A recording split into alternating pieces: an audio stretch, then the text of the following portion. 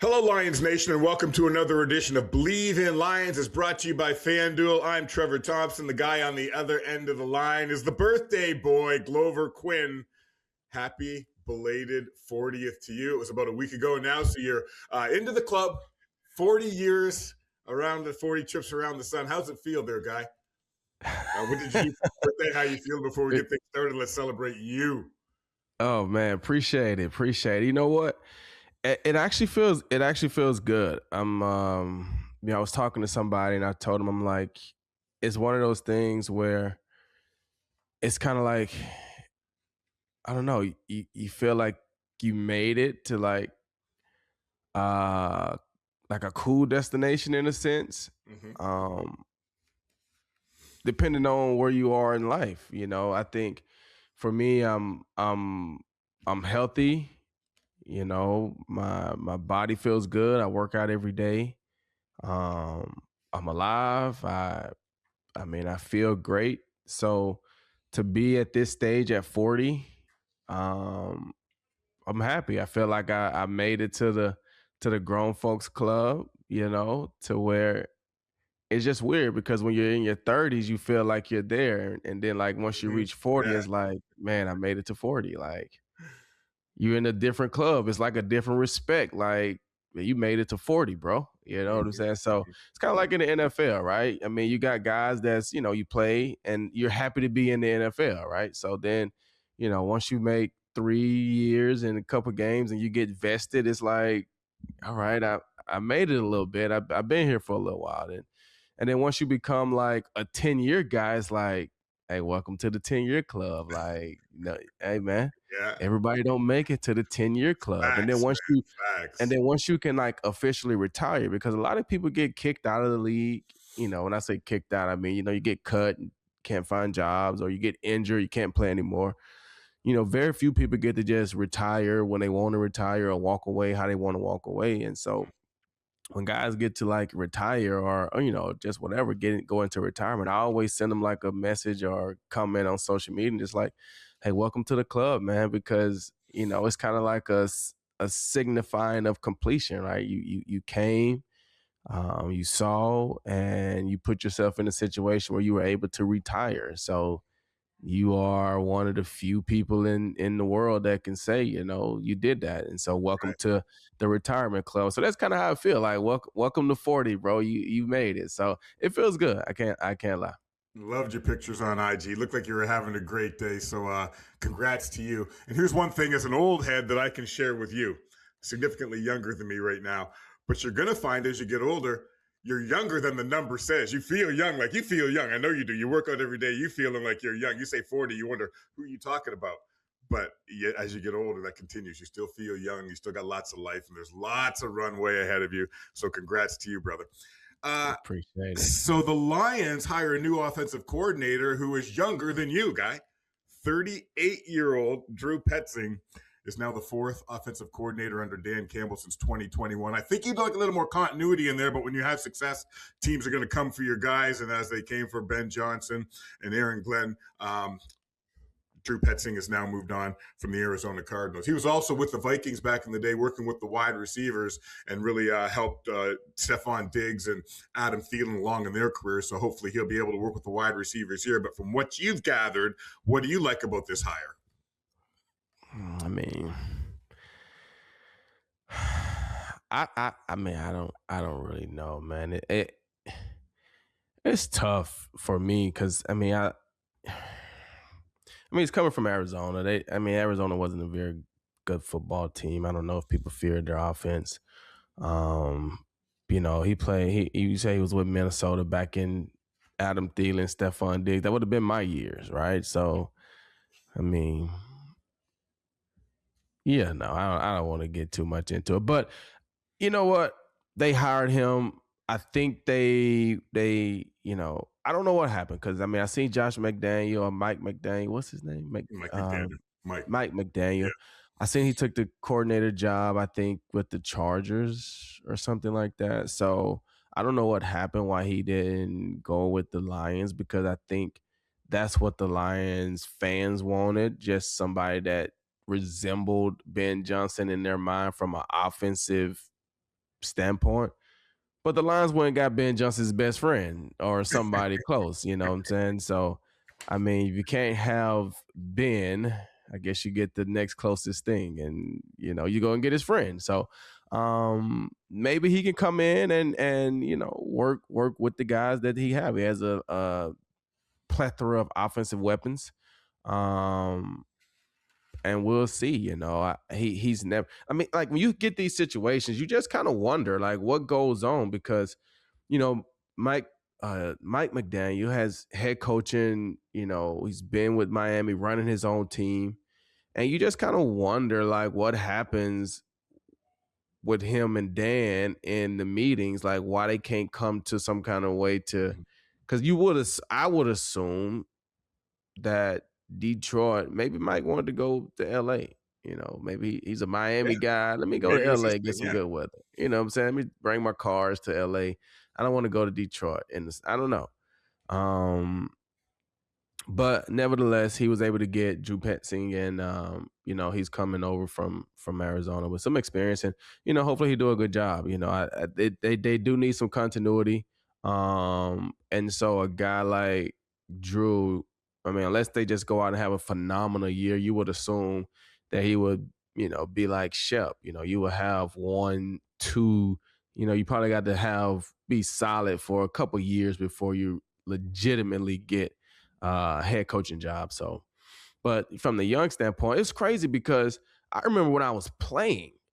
I remember I was playing. I probably was 32, and Sean McVay got the Rams job, and I was sitting here like, I'm freaking older than Sean McVay, and he just got the head coaching job for the Rams, and I was still playing. I was like, wow, that's crazy. So now to be 40, and it's like, heck, man, they're hiring all these young coaches. Like, I mean, it's good. You need to be able to connect with the younger players and understand, you know, the new day and age. But you know, I'm sure from an older football perspective, it's probably weird seeing a lot of these young guys because you're so used to the older coaches that we probably grew up with, the Tom Coughlins and you know, those type of guys that Gunther Cunningham when I was in Detroit, and just guys that were Bill Belichick that just seem older, and you know, so now you're getting this new wave of guys in, so it's good.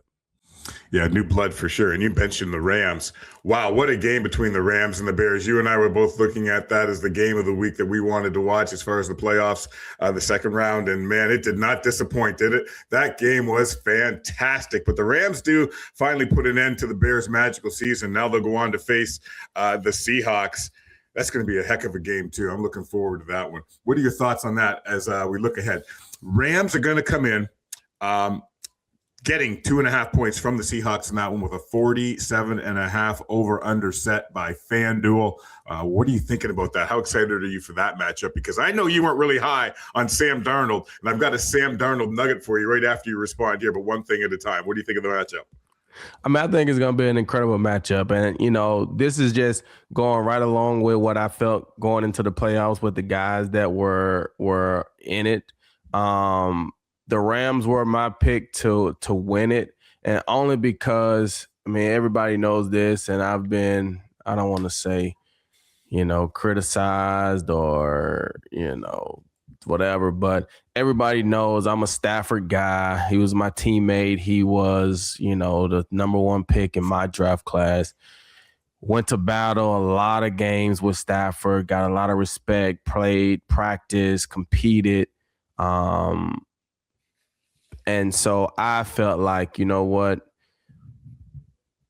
I don't know if he's already a surefire Hall of Famer, but he already has a Super Bowl, tons of records, a lot of yards. He's done a lot of things. But I felt like another Super Bowl, and he's definitely solidified. And I just felt like this was a time for him to make a Super Bowl run. You have to make key plays, and you look at some of the throws that he made in that game, but you look at that fourth quarter throw he made on the sideline to Davante Adams. I mean, it takes two because Davante Adams had to catch the ball. Nice grab, yeah, but on the money, right? Right where it needed to be. But that throw, you know, when you look back and say sometimes you got to go and just make plays. I used to tell young DBs all the time, you know, if you're just playing hard and you're in the right place for the most part of the time, you should get 1 to 2 tip balls, you know what I'm saying, that kind of just flutter in the air, and maybe you're there and you can catch that, right? And you might get 1 to 2 overthrows, right? Some quarterback make a bad throw, overthrow, and now you catch it.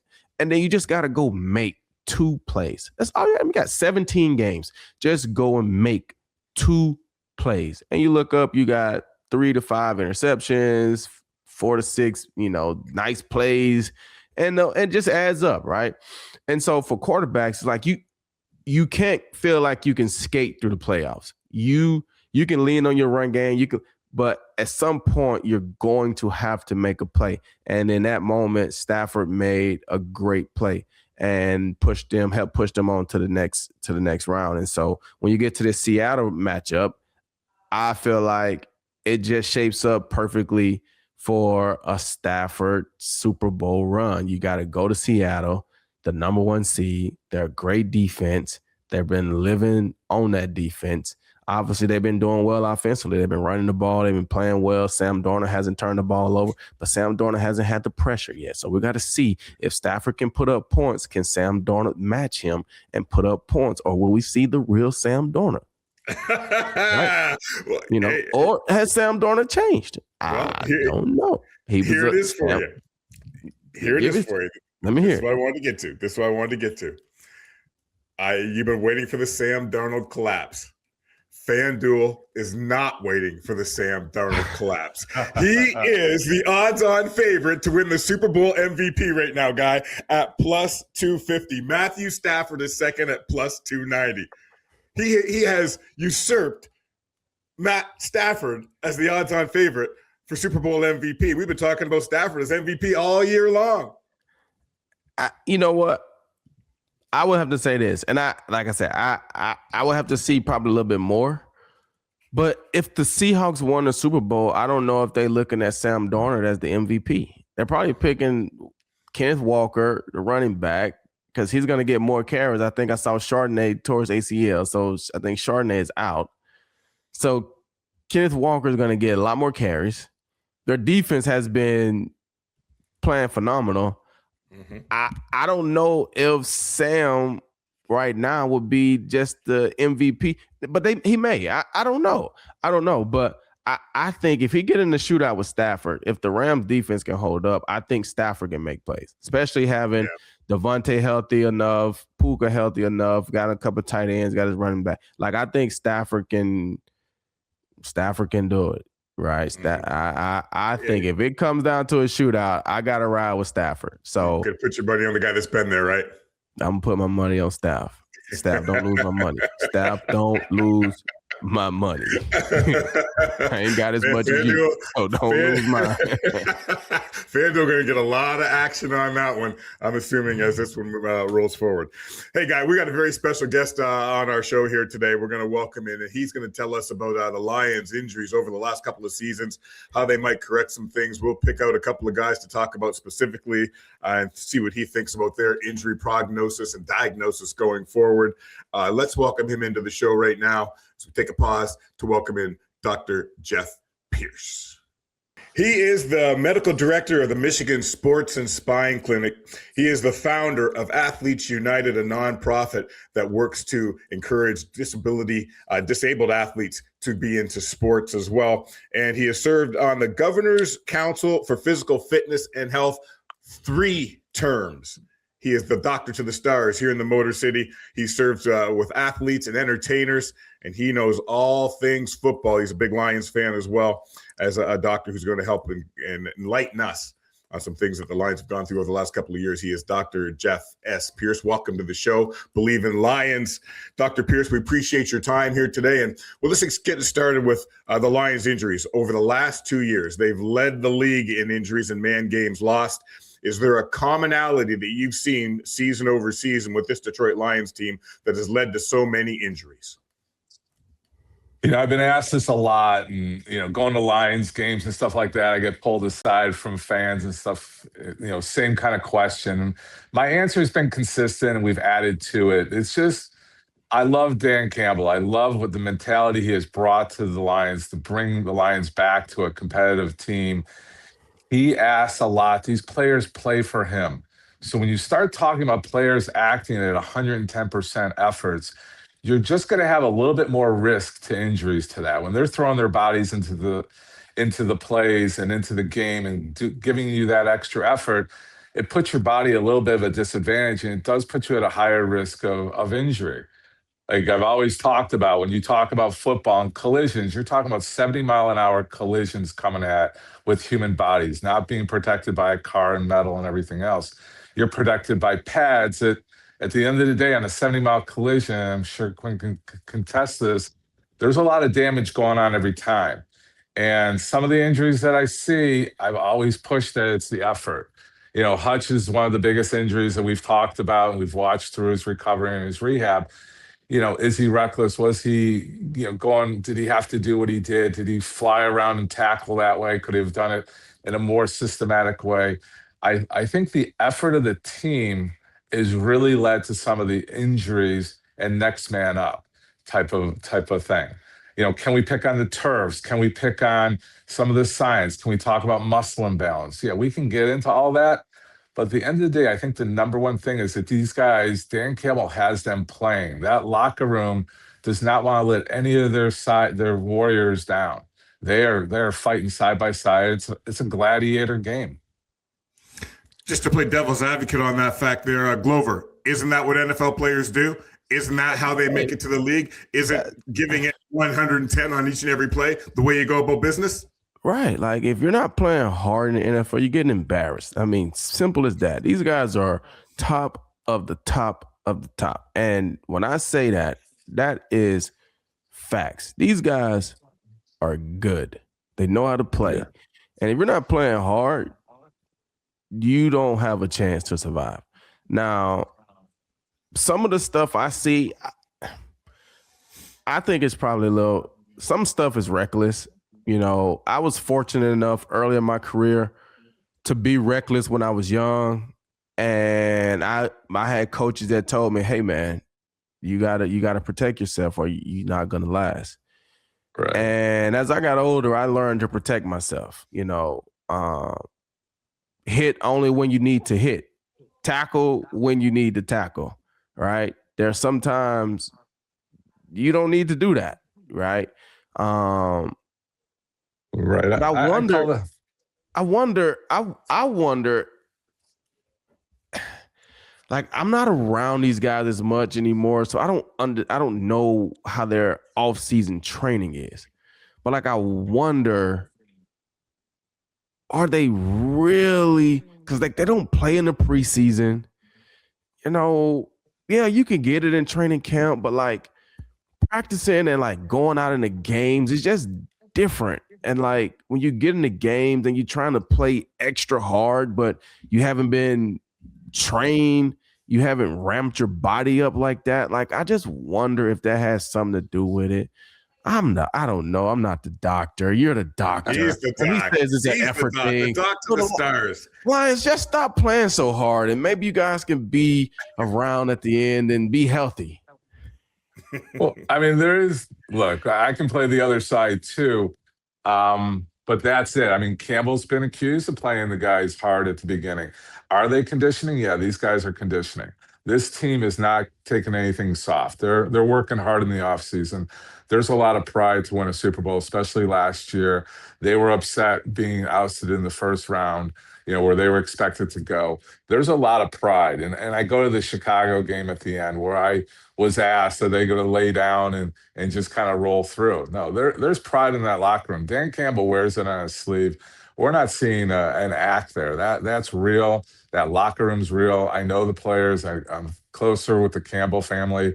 I mean, it's nuts and bolts. It's grit. I compare it to gladiator days. I mean, they're out there fighting. Laporta goes back, and when you talk to him, it's like, yeah, I had an achy back, but I'm playing through it. And it led to potentially that issue. You're talking about Achilles, Kittle, a great injury that just happened. You know darn well that Kittle was having some trouble with that Achilles. That just snapped because he had a non-contact weird injury. That thing was probably lacking integrity going into that game, but he was ignoring it because he's going for a Super Bowl. So there's a lot of factors that go into that it's fun to break it down from the medical and the medical science, but I'm also getting to the point that we're reaching limits of our body. We're putting so much muscle and creating muscle imbalance that you're becoming stronger than your actual joints. And we saw joints being torn off, like Tarek Hill, the quarterback for Washington. And I'll pause there so you can comment, but get me going here. But I think the sports science, just like what happened to concussions, they're going to take a step back at what's going on. Right now, they're picking on the turf, right? The turf's going to change in 2028. And you've got to understand, it's not that we did anything wrong with the turf, but now you got to determine what's the grip strength and traction strength of turf and how does it compare to grass. When you break grass down to turf, the injuries, there's no higher injuries on grass versus turf. They're pretty much teasing out to be the same. But now they're talking about, we're getting into science now, but the coefficients of the traction. So you're talking about a second difference. So if that turf is holding his foot a second longer than it should to lock your foot in for these non-contacts, and it creates that twisting motion because your upper body's moving with that momentum, you're creating crazy torques on ankles, knees, hips, and sometimes the back. I mean, the back is more direct hitting, but you start looking at those kind of injuries, and yeah, we can micromanage all this down to a business science, which is what it's become. So when you look at the George Kittle injury, right? George Kittle catches the ball, he's kind of moving backwards, and he plants front-footed or whatever, and puts a lot of strain and pressure on his calf muscle, and his Achilles pops, right? Do you think that's kind of like an athletic thing or like a lazy thing? Because as a DB, we always turn our foot to the side to plant for the most part. Some guys try to, motor out, what they kind of call it, but most DBs, we call it a T-plant, where you turn your foot at a 45-degree angle so that you can plant and drive out. And I have to wonder, even when you look at these guys in the NBA, like the guys that, Kevin Durant, Halliburton, Tatum, when they tore their Achilles, it's like their foot is straight and it's a lot of pressure that they're putting on that calf to kind of push off and go forward.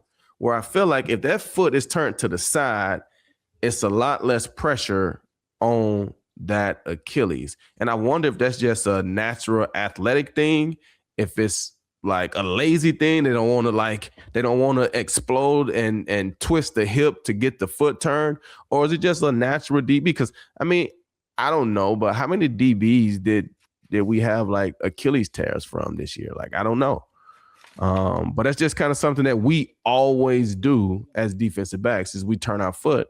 And I don't know how many Achilles injuries we have.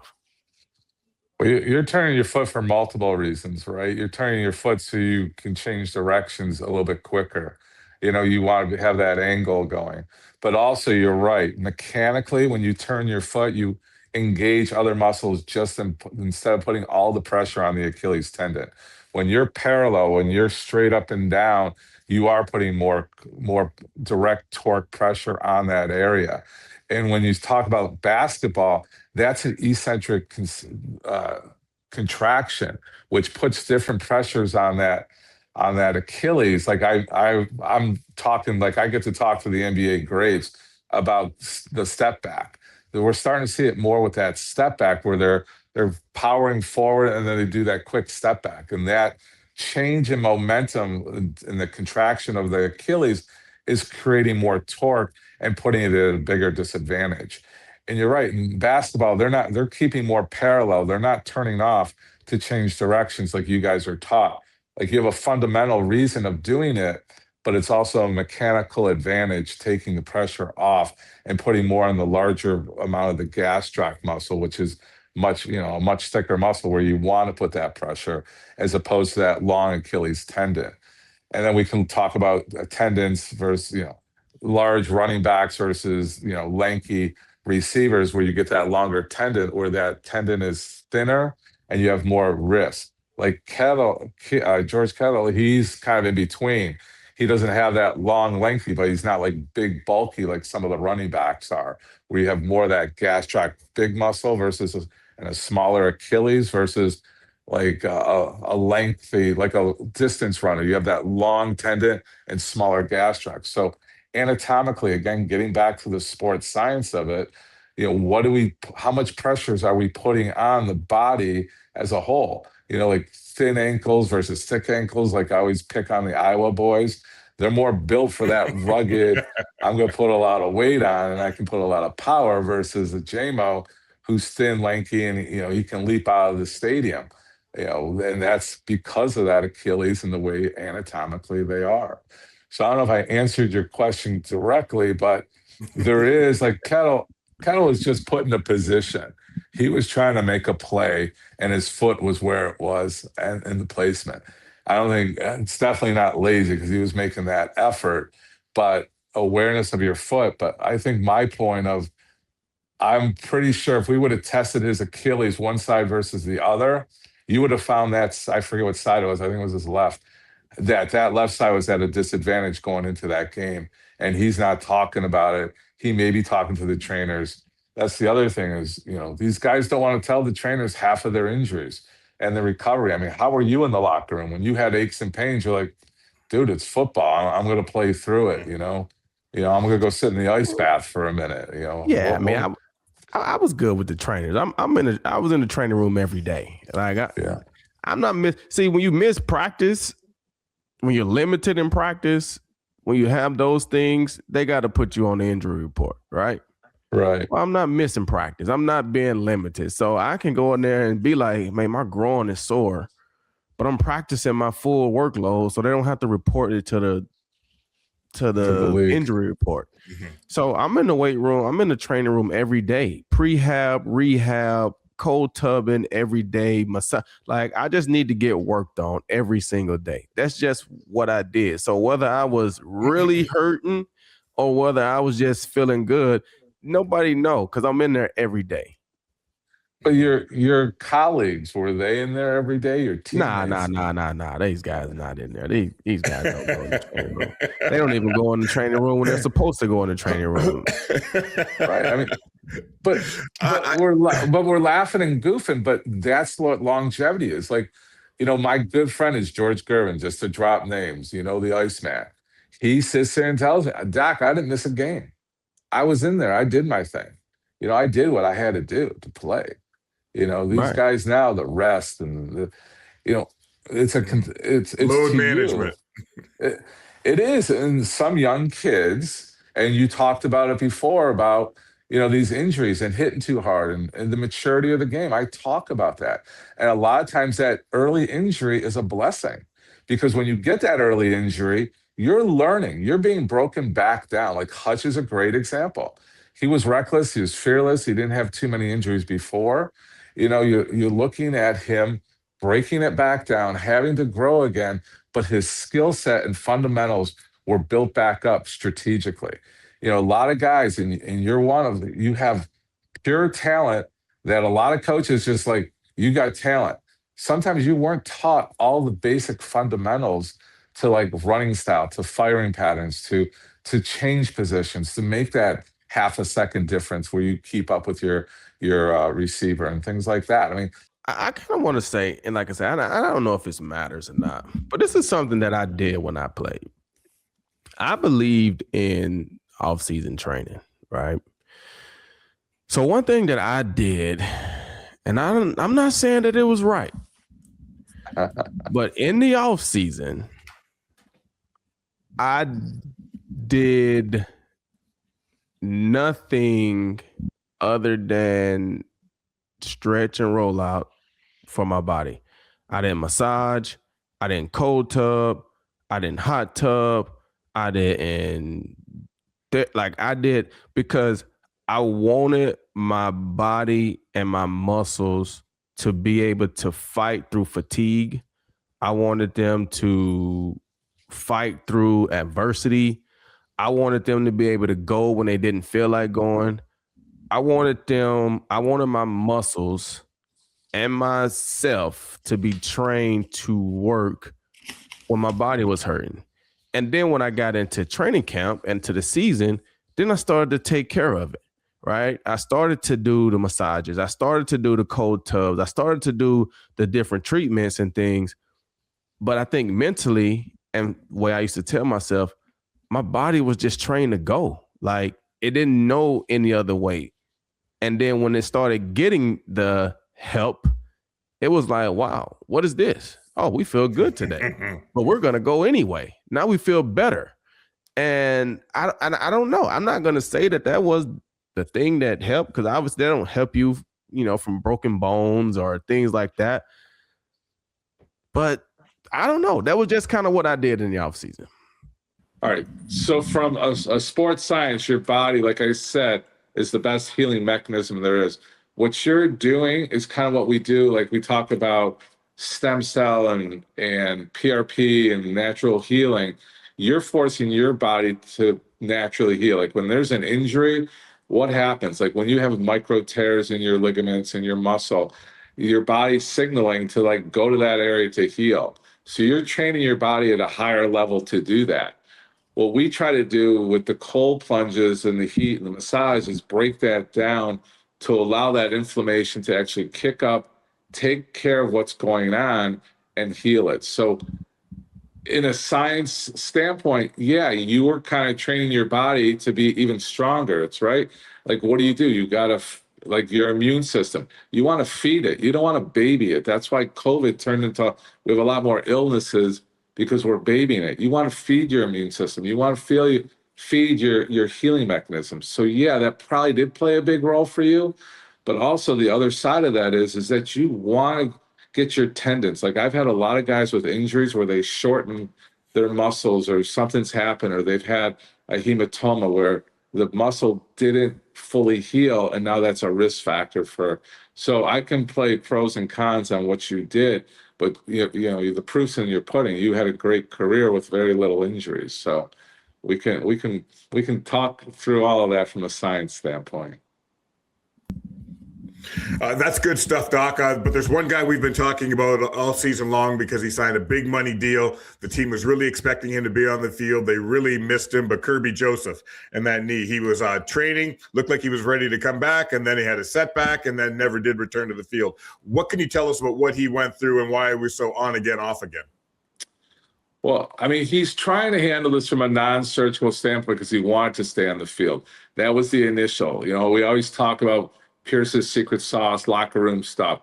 It's kind of what he's dealing with now. We've heard rumors that he's trying to do stem cell, more biologic, cellular medicine, instead of pushing it towards surgery. And he's trying to take the time to heal, rest. We've heard the words, he's got a degenerative joint disease. What does that mean? That means that the edges of that knee, it's, the knee locks into condyles.